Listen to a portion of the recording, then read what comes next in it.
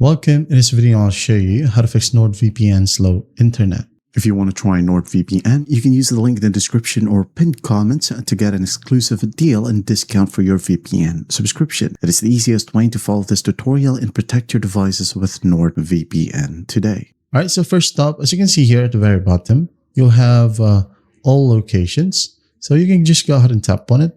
And then once done, for example, you live in the Philippines and the closest servers available are from Japan, China, okay, even Indonesia. If those are available, go ahead and connect to the closest server available. You'll be able to see the map right here. Let's say I'm currently in the Philippines. So I'm going to go ahead and tap on this map icon. Now I can connect to Brunei right here.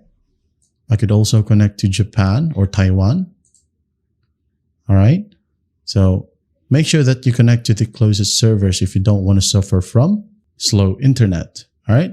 Also, go ahead over to your profile at the bottom right, tap on settings, and then in here, go ahead over to protocol.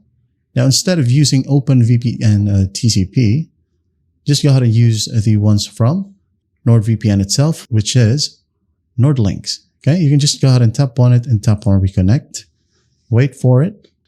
And once done, go ahead and go back, make sure that you're currently connected to a server.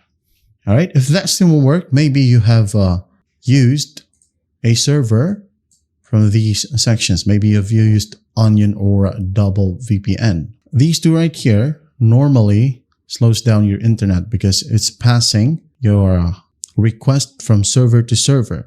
All right, if you just want to use a direct connection to a VPN, well, just go ahead and use this connection option right here. All right, or just tap on Quick Connect, as it will go ahead and find the fastest and closest server for you.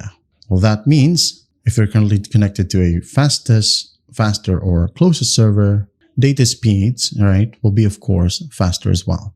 And that is how you fix NordVPN slow internet. I hope this video helps, and I'll see you in the next one.